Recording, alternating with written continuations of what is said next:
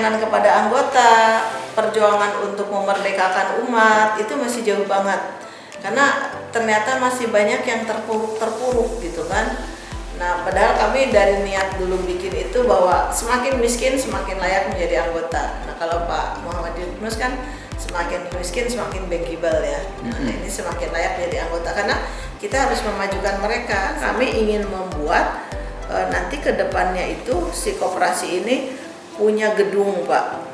Gedung terpusat ya untuk keagamaan ya, untuk sekolah, SMU kan, karena yang banyak terpuruk itu sekarang SMU pada berhenti rata-rata, Pak.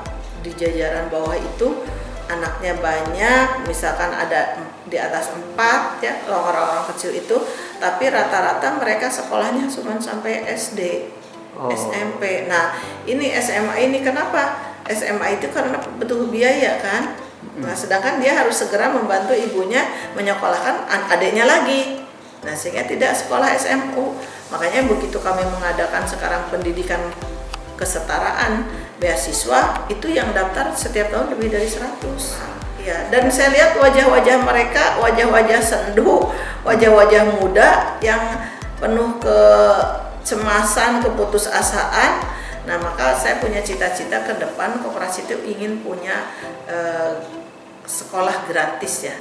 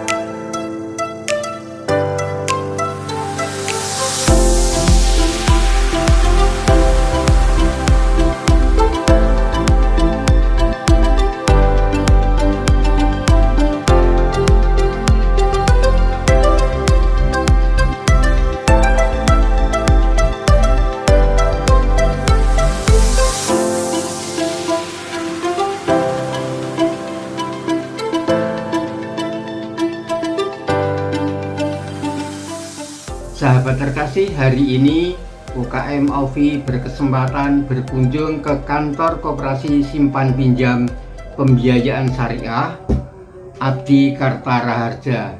Kami menemui pimpinan dari koperasi ini, Ibu Farida Alwi.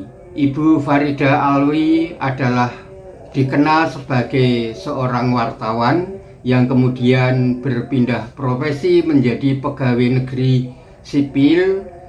Beliau menjabat sebagai salah seorang sekretaris kepala dinas koperasi di Kabupaten Tangerang. Disitulah beliau berkenalan dengan dunia koperasi yang kemudian dikembangkan sebagai aktivis koperasi dan praktisi koperasi. Ibu Farida mempunyai pemikiran bahwa pemberdayaan kaum perempuan adalah menjadi faktor terpenting di dalam pengembangan usaha ibu-ibu untuk mendukung kegiatan keluarga sejahtera. Ibu Farida kemudian bekerja sama dengan instansi pemerintah untuk menyelenggarakan pendidikan. Selamat pagi Ibu Farida, mohon dijelaskan tentang pemberdayaan kaum ibu yang menjadi fokus utama Ibu di dalam pengelolaan koperasi ini. Jadi kita itu ke anggota sebetulnya sebelum COVID itu udah rutin, Pak. Kita menyampaikan kepada anggota itu kira-kira apa pendidikan apa yang dibutuhkan. Nah, misalkan Jadi informasi kebutuhan dia. Okay. Kan kadang ada anggota, Bu, saya belum PIRT, ya, saya belum sertifikasi halal. Nah, kita itu selalu mencari bagaimana mampu memberdayakan anggota supaya mampu memenuhi legalitas tadi buat anggota. Nah, pertama mungkin kita kalau tidak ada dana di kita di Koperasi AKR untuk tadi diklat tadi, kita selalu ke pemerintah, ke dinas koperasi. Pak, ada diklat itu enggak kewirausahaan? Oh, ada, Bu. Bolehlah. Anggota saya nih ada sekian orang membutuhkan. Boleh. Terus kemarin ini di Snaker Bu, Ibu mah kan banyak katanya masyarakat yang membutuhkan pelatihan marketing digital, misalkan kayak jualan online kayak gitu ya, belajar elektronik lah, penjualan elektronik gitu kan. Oh ada, akhirnya dari dinas pendidikan, dari dinas Koperasi. dari dinas ketenagakerjaan ada pelatihan gratis digital tentang digital.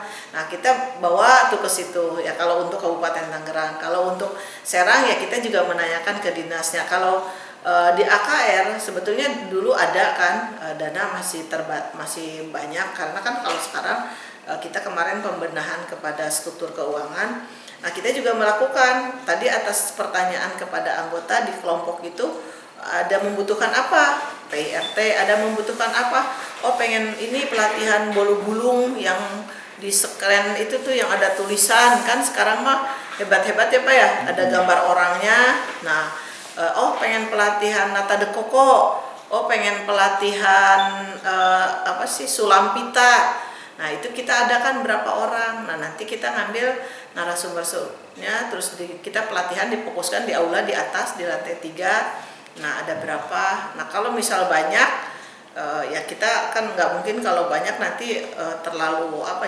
nggak fokus, nggak serius, jadi kita lakukan 30 orang dulu, 30 orang. Nah seperti itu didanai dari kita, karena tadi dari dana kebajikan, dari infak sodakoh tadi itu mencukupi Pak. Jadi kita bikin program apa sih yang dibutuhkan oleh anggota. Nah sejak COVID itu tidak boleh kumpul-kumpul, tidak boleh ini. Nah pendidikan-pendidikan yang seperti itu, perkoperasian, nah ini memang dibatasi sehingga akibat dibatasi itu bahwa pendidikan perkoperasian, pendidikan menabung, makanya dibuatlah audio-audio Pak. Audio-audio yang disampaikan setiap minggu di kumpulan-kumpulan. Terus untuk pendidikan lainnya tadi yang lebih mengarahnya akhirnya lebih besarnya ke hibah rumah layak huni tadi, terus santunan yatim piatu duafa, terus ada kegiatan tahfidz Quran, beasiswa sekolah. Nah itu jadi ke situ lari untuk kegiatan sosialnya. Karena itu yang kegiatan sosial. Yang kegiatan untuk kemandirian anggota itu kan meningkatkan ekonomi anggota. Nah, bagaimana kebijakan? Kalau untuk itu pemberdayaan produksi ya dari usaha anggota itu, kita dari usaha anggota tadi kan dengan kewirausahaan tadi itu sebetulnya salah satu pemberdayaan ya Pak, ikut NIB dan sebagainya. Terus kita juga dilibatkan untuk ikut-ikut produk anggota itu di pameran.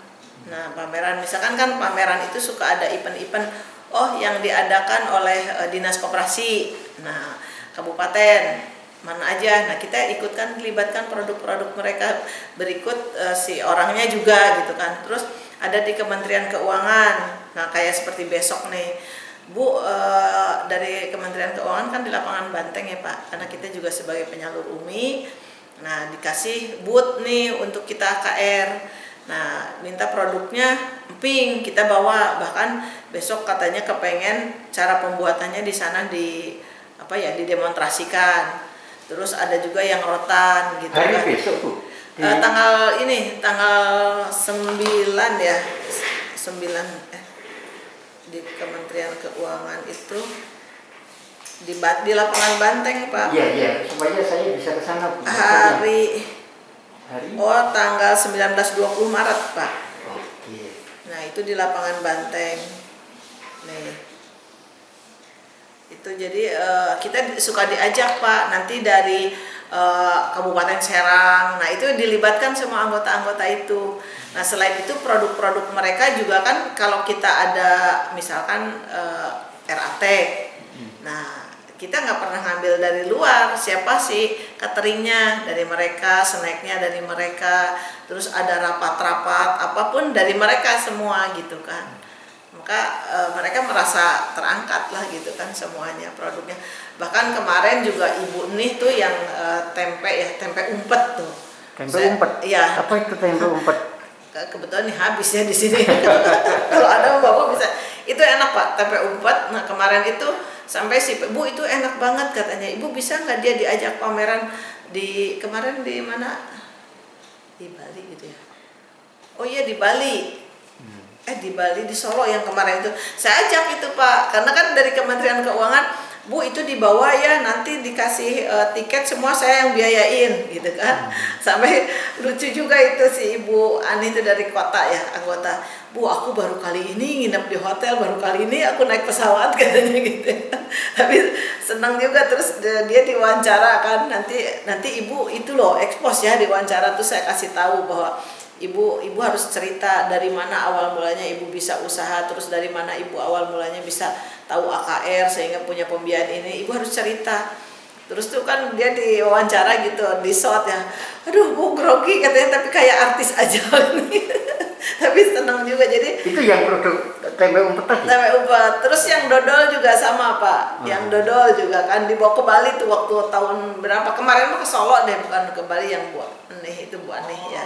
Yang itu ke apa namanya, ke Bali itu dodol Bu Ito ya, seneng juga dia, sama diwawancara kayak gitu. Jadi kita untuk produk-produk yang tapi memang sih yang untuk bisa ikut diangkat sampai ke atas itu produk-produk pilihan ya Pak, yang ulet orangnya, terus yang utamanya juga bisa ngomong Pak, ada juga yang nggak bisa ngomong anggota itu, bingung Bu, pusing ditanyanya. Ada juga, tapi unik lah pokoknya, kita ngurus pemberdayaan untuk membantu mereka gitu kan. Nah sekarang berapa banyak ibu-ibu yang diberdayakan yang sudah berhasil Bu? Kalau dibilang persentase berhasilnya ya sebetulnya semua yang ikut di AKR itu ya mereka tetap stay sih usahanya ya, istilahnya begitu, walaupun kemarin ketimpa COVID ya itu tetap dia eksis gitu kan, seperti itu, bahkan menjadi banyak pesanan gitu kan ya. Cuman kalau dihitung persentase ya memang kami nggak pernah ngukur ya, itu salahnya tidak membuat data statistiknya ya, karena kalau yang itu kan istilahnya jumlah pilihan-pilihan ya dari antara anggota itu yang dibawa sampai pergi kayak gitu ya, mungkin sekitar 10 lah, nggak semua gitu kan. 10 orang atau 10%? 10 orang, 10%? Ada 10 orang lah. 10 orang. Iya. Itu yang artinya yang juga memberikan kontribusi nama baik lembaga ya, karena dia juga akhirnya kan bisa promosi juga. Tapi ada juga misalkan lebih sih 10 ya, adalah 20 orang Pak, karena yang lainnya kan emang nggak diajak pergi. Tapi manakala misalkan dari Kementerian Keuangan, Bu Ida aku ada rapat di sini melakukan kegiatan apa, tapi pengen dipusatkan di Tangerang untuk seluruh Indonesia. Nah itu Bu Ida supaya maju tuh anggotanya mau nggak produk cateringnya dari ini Bu Ida. Nah kebetulan kita coba, oh ternyata terpakai dia gitu kan, enak banget katanya. Nah kayak gitu-gitu yang isi rapat-rapat banyak yang bilang bahwa oh produksinya enak gitu kan. Itu menjadi mereka pesanan rutin gitu kan ya, pesanan rutin untuk orang tersebut, baik untuk pribadinya maupun kegiatan kelembagaannya. Kayak dari dinas juga rapat gitu, kayak gitu ya, alhamdulillah sih akhirnya mereka berkembang gitu kan, walaupun kemarin sebetulnya kan dengan COVID itu parah banget ya Pak. Membangun koperasi ini kan mulai dari bawah ya, mulai dari awal. Dari awal. Sekarang sudah menjadi koperasi besar. Mungkin Ibu mempunyai cita-cita ketika mendirikan kayak apa, lalu sekarang hasilnya seperti ini, kayak apa yang ada di dalam batin Ibu kondisi saat ini Bu? Kondisi saat ini ya istilahnya ini koperasi, kalau saya bilang tadi kata Pak Mardiono ini udah menjadi koperasi besar, tapi sebetulnya saya sendiri nggak merasa bahwa ini besar Pak. Karena apa? Perjuangannya masih jauh banget gitu kan. Perjuangan untuk apa itu? Perjuangan untuk pelayanan kepada anggota, perjuangan untuk memerdekakan umat itu masih jauh banget, karena ternyata masih banyak yang terpuruk gitu kan.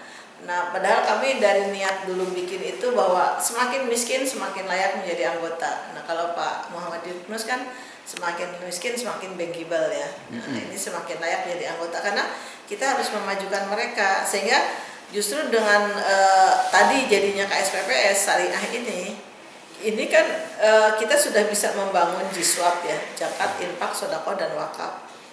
Ini dengan wakaf ini alhamdulillah sejak Covid itu kita bentuk wakaf ya, terus sekarang itu sudah maju sehingga uang wakaf itu menjadi 1,5 miliar. Padahal itu dari orang kembalian 500, 200 ya dikumpulin. Nah, karena kalau di hukum agama Islam wakaf ini kan tidak boleh dipakai ya, kecuali istilahnya yang dipakai itu kecuali hasilnya pun tidak seluruhnya. Nah, ini dengan keuangan wakaf yang sudah cukup besar ini, bahkan kami ingin membuat nanti ke depannya itu si koperasi ini punya gedung, Pak, gedung terpusat ya untuk keagamaan ya, untuk sekolah, SMU kan, karena yang banyak terpuruk itu sekarang SMU pada berhenti rata-rata, Pak. Di jajaran bawah itu anaknya banyak, misalkan ada di atas 4 ya, orang-orang kecil itu, tapi rata-rata mereka sekolahnya cuma sampai SD, SMP. Nah, ini SMA ini kenapa? SMA itu karena butuh biaya kan. Nah, sedangkan dia harus segera membantu ibunya menyekolahkan adiknya lagi. Nah, sehingga tidak sekolah SMU. Makanya begitu kami mengadakan sekarang pendidikan kesetaraan beasiswa, itu yang daftar setiap tahun lebih dari 100. Setiap tahun? Setiap tahun. Itu di level apa tuh? SMP, SMA? SMA. Iya, dan saya lihat wajah-wajah mereka, wajah-wajah sendu, wajah-wajah muda yang penuh kecemasan, keputusasaan. Nah, maka saya punya cita-cita ke depan koperasi itu ingin punya sekolah gratis ya, beasiswa untuk anak-anak yang tidak mampu di setara SMK gitu kan. Maka ini uang dari wakaf itu ke depan insya Allah kalau kita bisa kebeli tanah misal 5.000 meter, itu kita bisa membuat SMK khusus untuk orang-orang miskin sehingga dia tidak harus membayar. Nah, untuk pengajar dan sebagainya mungkin tinggal diakreditasi. Saya berharap si karyawan AKR yang sudah pada manajer sekarang ini menjadi guru-gurunya gitu kan, karena karyawan AKR ini mohon maaf dulu saya nerima waktu SMA semua ya Pak karyawan ini, tapi sekarang ada yang udah sarjana IT, ada sarjana akuntan, ada sarjana bahasa Inggris ya. Nah, tapi dia tidak keluar dari AKR kan, tetap aja dia sekarang udah pada jadi manajer di AKR. Nah, dia cinta terhadap koperasi. Nah, berarti untuk dia bisa mengajar lagi nanti di SMK, taruhlah SMK-nya mau diambil IT atau apa, kan berarti sudah bisa gitu, dia tinggal akreditasi kepada Depag ya, kepada Diknas ya. Nah, itu bisa membuat sekolah gratis untuk SMK. Jadi masih jauh Pak harapannya, makanya belum bisa dibilang besar karena belum apa-apa yang kita capai ini, masih jauh banget lah pokoknya gitu kan. Terus pengen juga si anggota ini lebih paham ya sebetulnya pentingnya koperasi, dan mereka itu tidak perlu harus pindah ke pinjam ke lembaga keuangan lain kan. Kalau sekarang dengan keterbatasan waktu pasca Covid, kita mau memberi pengertian perkoperasian itu lebih agak ini ya kepada ini, karena dia melihat contohnya itu juga koperasi sama aja. Jadi karena mereka yang lembaga keuangan lainnya juga ngaku-ngakunya tetap koperasi. Jadi sehingga pengertian koperasinya menjadi mawur gitu kan. Nah, Ibu memang merasa bahwa AKR belum menjadi koperasi besar, tapi kan penghargaannya kan segitu banyak. Nah, untuk penghargaan ini ya Pak, saya tuh sebetulnya tidak terlalu berharap, tidak terlalu berharap tentang penghargaan. Tapi penghargaan ini cuman saya ingin mengukur diri gitu ya, mengukur diri seberapa jauh koperasi ini sesuai yang diharapkan terhadap episode penghargaan itu. Karena gini, yuk kita ikut, manakala orang menawarkan ini, yuk kita ikut kan. Kayak dulu Kementerian Koperasi, Bu sekarang ada award di koperasi, kan Ibu koperasinya sudah cukup besar. Nah, orang pasti ngomongnya seperti itu kan. Ada award apa? Pemupukan modal tertinggi, terus pemupukan modal sendiri tertinggi gitu kan. Nah, nanti ada kategorinya ikut ya kan. Kita pengen tahu, mengukur nih dengan koperasi lain gimana. Alhamdulillah juga menang kan ya Pak ya. oh sebagai pemupukan modal tertinggi, karena waktu itu kan sebelum COVID kenaikan anggota begitu pesat, jadi modal sendirinya wah sangat tinggi gitu kan.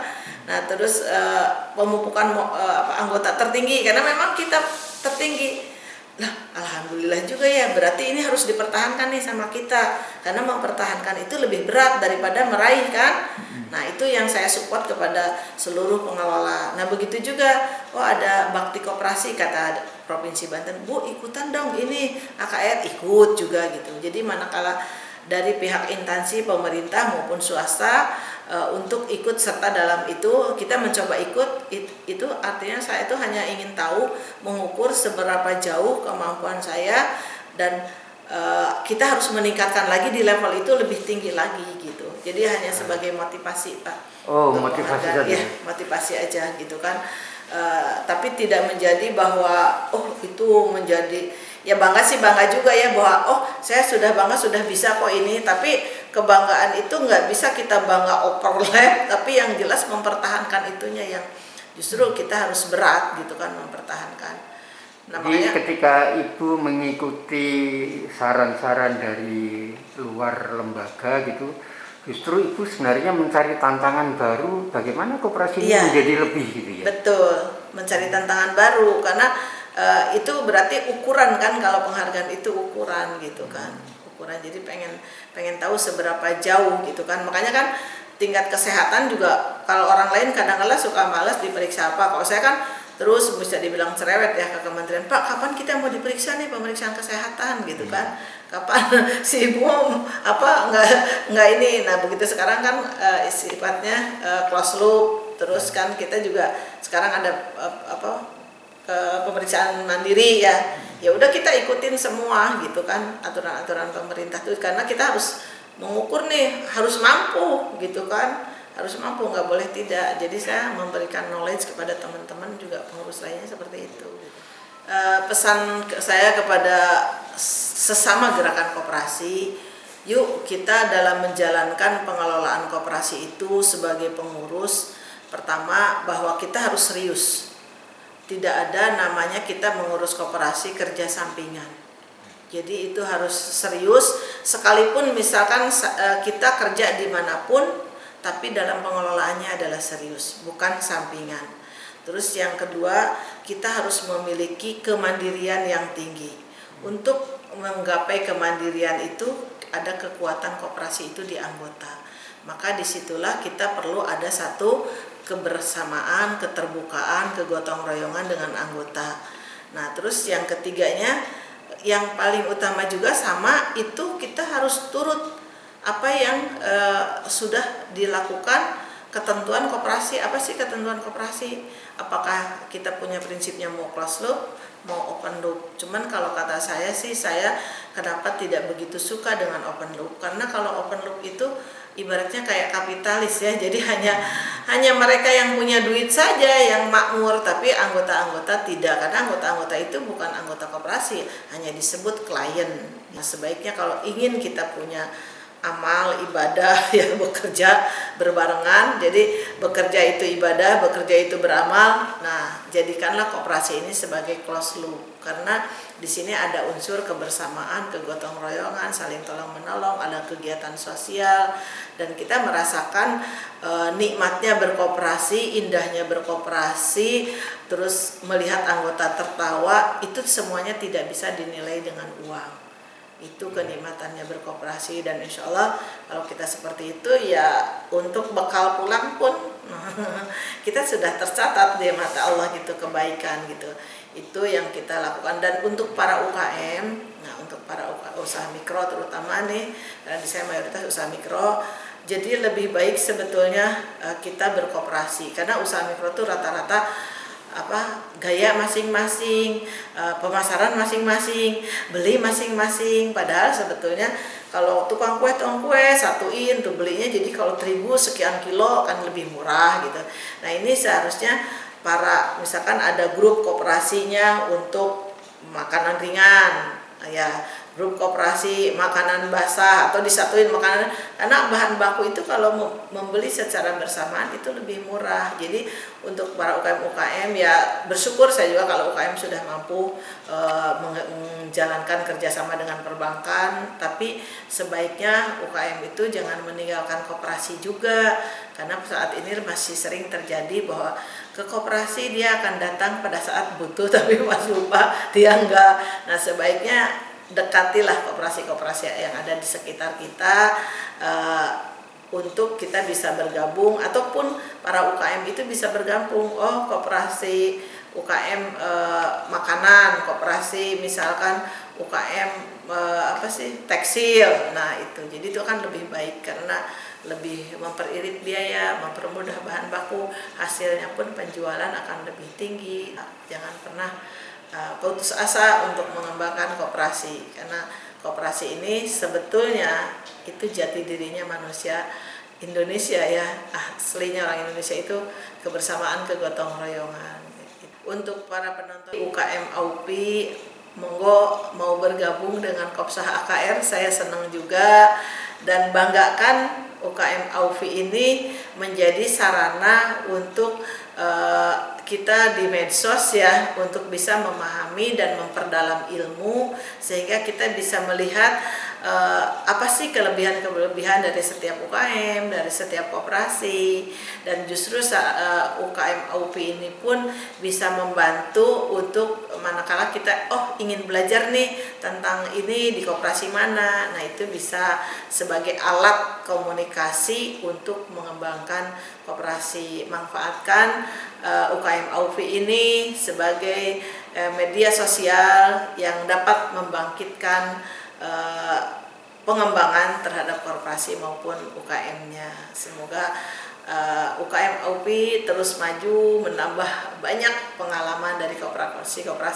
ataupun UKM, sehingga kami bisa lebih banyak menimba ilmu dari UKM AUPI ini secara teknis langsung, walaupun kita belum berkunjung nih ke tempat-tempat yang Pak Marjono sudah dilakukan kunjungan. Terima kasih UKM AUPI. Ibu Ida. Terima kasih juga UKM AUPI. Semoga sukses terus, maju, pesat, dan Pak Marjono khususnya sehat walafiat. Amin, amin, amin. Sukses Ibu. Ya, terima kasih Pak Marjono.